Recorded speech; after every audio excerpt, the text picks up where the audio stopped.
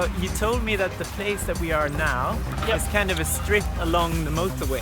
Yeah, And that used to be the place where the farmers which fed Bristol were running, basically. The market garden. Yeah, this is kind of known as the market garden strip. So it's a lot of it's kind of grade 1, really high quality agricultural land. Yeah. And this is historically the area that fed Bristol. So there's a lot of real history in this area, and there's a lot of passion about kind of trying to protect that and kind of keep that, I guess.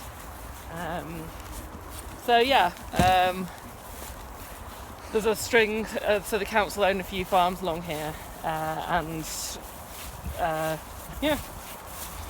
to protect those for the future at the moment. So this is Edible Futures, which is a primarily salad growing farm on the site, but also grows some other kind of market vegetables. They do a salad CSA, so they drop salad bags to people around the city via different fridges, and they also sell to restaurants. Cool.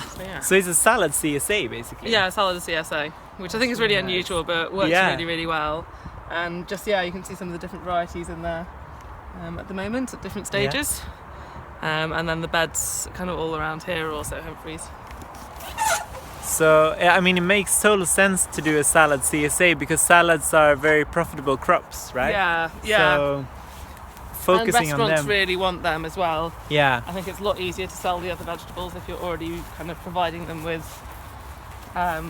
salads. And then over here we have some of the kind of herbs that are grown, and all around this site, because it's a site focused on ecology. Everywhere you look, there are wildflowers.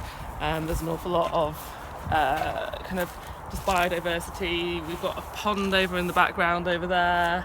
So the whole site is very focused on that, which is great. All the farmers have to kind of sign up to the ecological growing practices here. So that's really nice. Yeah. So the Wildlife Trust that is running the place also has the biodiversity as its kind of main purpose. Yeah, totally. Yeah. And this strange contraption, so one of the people on the site grows mushrooms here, and this is his straw pasteurizer. So he boils water in the tanks over an open fire, and then blows the straw into the cages and lowers them in. Nice. To pasteurize the straw as a kind of growing medium. Oh yeah.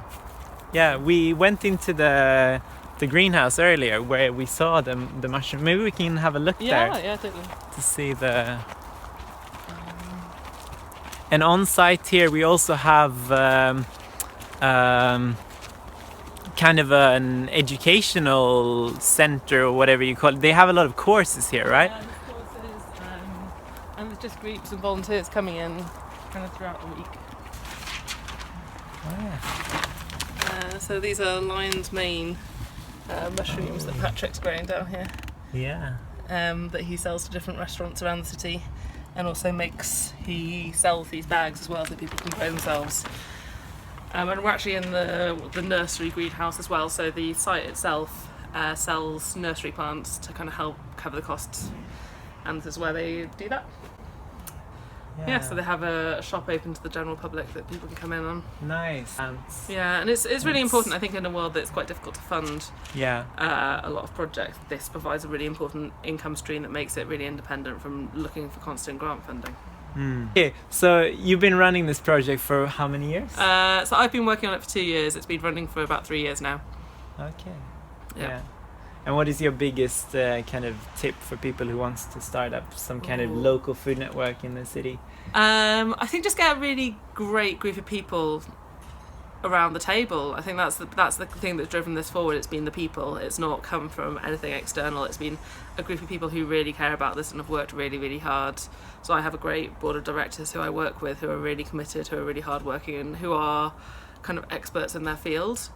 And so so when I have questions or whatever, they're always there, and I think that's what's driving this. That's what everything that's happened has been as a result of those people, their knowledge, their passion.